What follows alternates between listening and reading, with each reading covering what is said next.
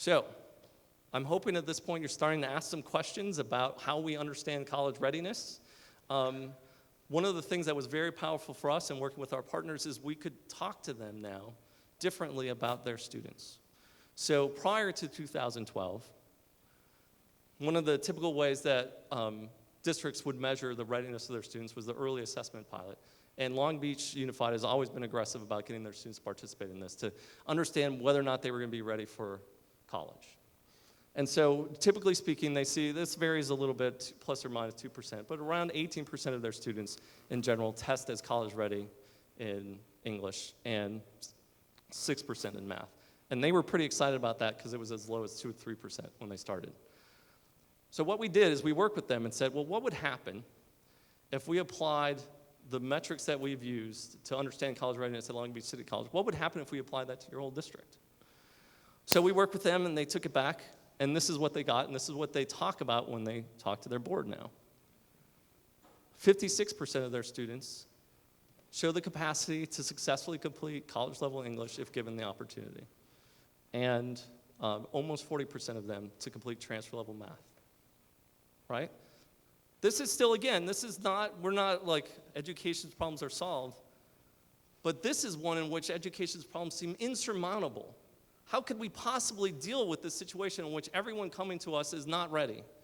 To one in which a huge number of our students are coming to us ready, and if we understand them well, they can succeed, and we can provide more support to the students who need it.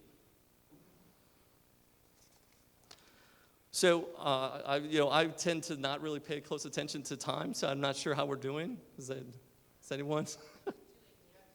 10 minutes, excellent, okay. So the first thing I'll say is I pledge to stay as long and take as many questions as people are willing to stay and ask. So let me say that up front. But I want to make sure that people often will look at this and say, well, it's just Long Beach, right? There's something special about Long Beach. The first thing I want to tell you is when people say that about Long Beach, the first thing that the superintendent of Long Beach Unified School District says, you can't out-problem Long Beach Unified. Right? Long Beach has some of the lowest income, the lowest SES census tracts in the state of California and some of the lowest ones in the country. It has some high middle class ones as well, but we have multiple English as a second language populations. 75 to 80% of our students are BOG fee waiver eligible. We're 80% students of color. You name the problems that are faced by urban educational systems in this country, Long Beach faces them, there's no question. So if there's something special about Long Beach, there's something special about everywhere. So one of the things that happened, and I think many of you in this room know, that the RP group worked with colleges across the state to replicate the work that we did. So at least to see whether or not the research that was conducted at Long Beach City College replicated. And one of the things that it showed, there was some variation from college to college, but one of the things it showed was that there's a remarkable consistency, and it replicates virtually everywhere. That if you wanted to take a very overview pass, standardized tests predict standardized tests very well. Grades predict grades very well. There's a little bit more wiggle room in in math. It matters a lot more there what course you finish in, not surprisingly. And it also matters, the standardized test scores do matter a little bit more depending on the institution. But there's an overview, there's an overall pattern that's very consistent.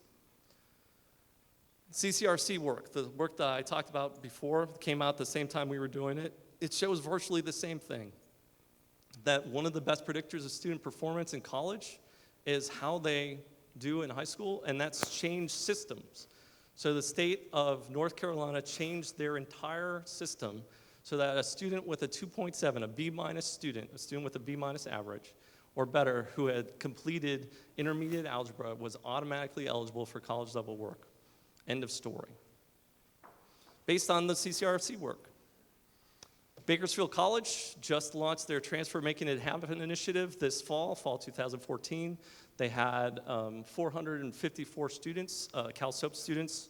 That's the Student Opportunity, actually I always remember, I forget what CalSOAP stands for, so hang on. It's the, I actually didn't write it down. It's anyone, anyway, Access Program, thank you. So they wanted to reach out to that particular student population. That student population for them has struggled in the past, and they wanted to do something more. So they built a very comprehensive system, lots of different supports, but one of the things that they built into it was a multiple measures mechanism. They delivered it in a very messy, real-time way, training people on what the methodology would look like, getting all the transcripts out on the table and having people work through them. I would suggest that there are more efficient ways. But if you don't have the more efficient ways, any way is going to be better than no way. And so one of the things that they found was they were able to place 68% of their students in CalSOAP higher, at least one level higher, some of them multiple and some of them in multiple disciplines. So they just are cutting their data right now. They're planning to send it to us to help them analyze it. Rio Hondo, just this past fall, also started their Placement for Success pilot. They're working with the California Colleges Guidance Initiative to help provide the high school data for them. And they went from, so their pilot's relatively small, 336 students. If they had used Accuplacer, one of those students would have been placed in transfer level. One, right? And 10% of them would have been in intermediate algebra. And they went from basically 10% intermediate algebra or higher to one in which they're placing 60% of those students at algebra 2 or higher. It's a totally different perspective on student capacity. Sierra College has a really outstanding, very slick interface that they've built for students. It's student-facing that walks them through some of the variables. What was your grade in high school English? What was your overall GPA? You may be eligible to avoid the assessment and go directly into college-level English. That's outstanding. They still have the students show their work, essentially, and send in their transcripts. But they're working on analyzing their data right now. One of the things that they did find, though, a very quick pass, that the students who were placed by the multiple measures had a success rate of 79%. The ones placed by Accuplacer alone, 73%. But wait, there's more. If you have nothing else, so if you just go, if you're saying to yourself, and I hope you're not, this is too complicated, there's too many variables, oh my God, we can't possibly do this. Butte College did something by accident that was amazing. So when they changed their assessment system from a homegrown system to Accuplacer, they accidentally set their cut scores very differently. And they let twice as many students into college-level English under the new cut scores. And they saw that that was going to happen, and they had that moment where they were like, oh, what are we going to do? And they chose to let it ride, right? They chose to see what happened. And it transformed the outcomes for their students, doubled the number of students who successfully complete college-level English in the first year, and had particular impact for their African-American and Hispanic students. Right? They talk about this as being an equity gap. In the same way I was talking about multiple measures at Long Beach, it's one of the most successful equity gap closing interventions they've ever had. And they did it by accident. Right? There's a lot of potential here to place our students better, to give them an opportunity to succeed that we're not currently giving them. And what we have to do is two things.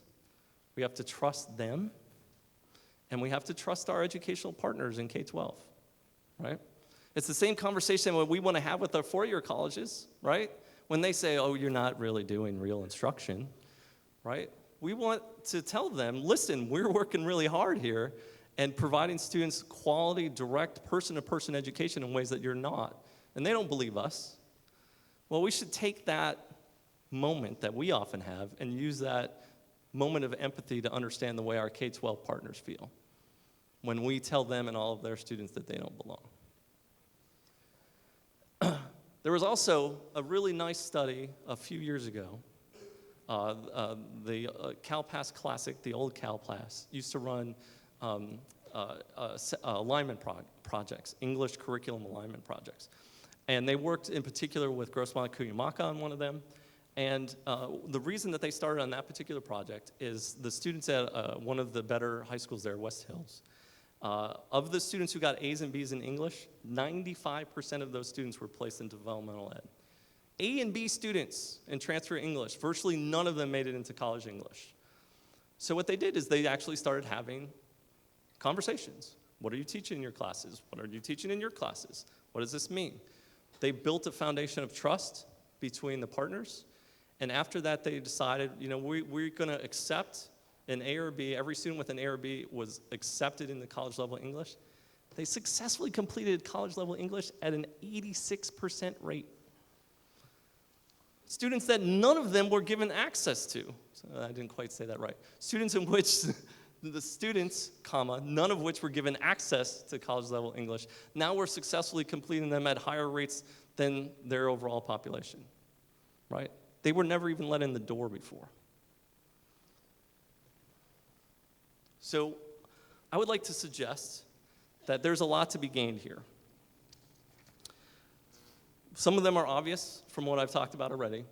So there's a real meaningful opportunity to increase the outcomes for your students, to help them get to the things that they came to your colleges to get, right? To help them get to meaningful educational outcomes that will make a difference in their life and help them get there quickly.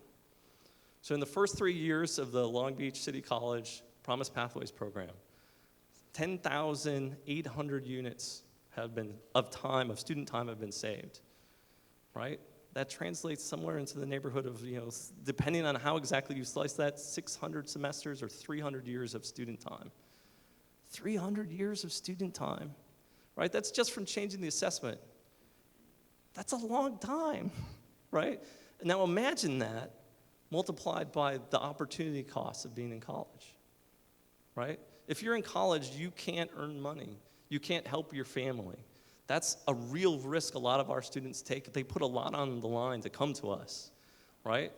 Even if you take the lowest possible understanding of what they'd earn on average with some college, somewhere in the neighborhood of $25,000 a year, right? You're talking about real money that we're putting back into the hands of our students. And really, you're not just giving them back an average year. When you increase students' time to completion, when you decrease students' time to completion, right, you're giving them back the last year of their productive life, right? Because you're adding time to the time that they are in the workforce. That's not a cheap year. That's an expensive year, right?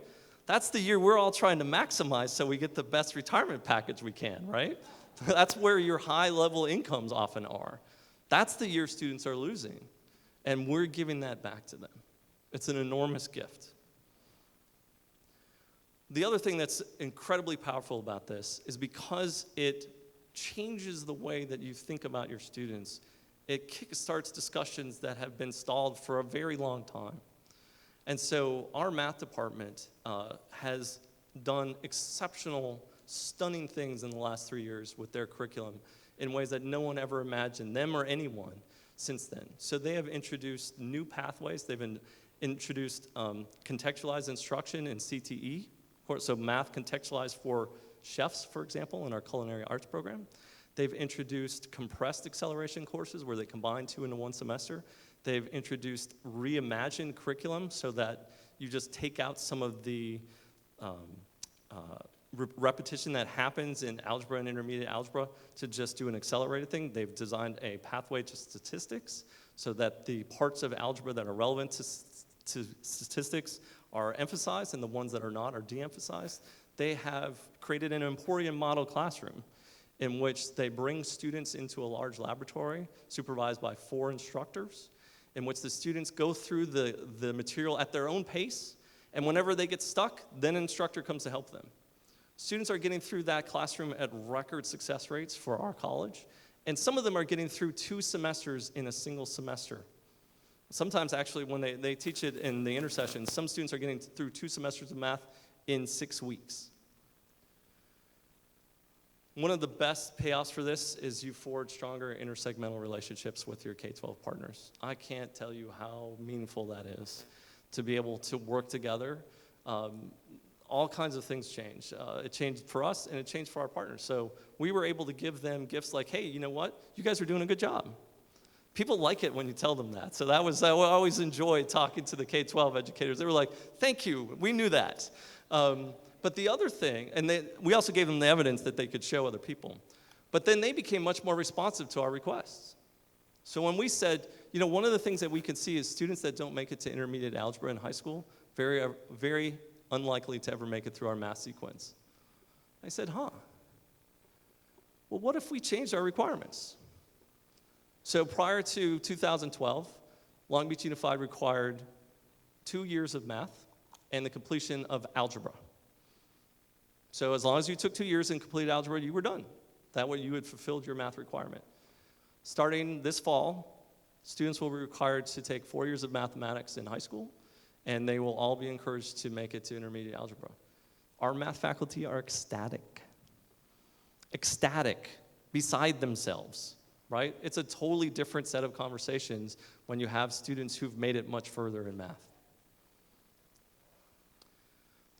I guess I gave this one away. It saved thousands of units of student time. It's given students back resources that, it saved them time, it saved them units, it saved them money, and it saved us time. It saved the state time, right? We as a state have been teaching students the same thing they'd previously already demonstrated mastery of. We've been forcing them to take it again and pay for it again. And with the state paying the difference. And hopefully, I at least have gotten you to think about the possibility that these are concrete, achievable steps that any college can do to help all of our students succeed. Thank you.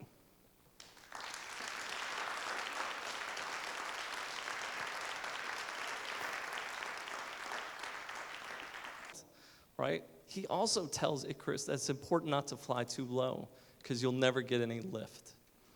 Right? So the key is to fly. We need to find a way to get our students to fly at the level in which they're capable and safe. And so we need to have the same lesson for our students, that we're not trying to encourage them all to fly too low because it's dangerous down there also. Thanks for reminding me.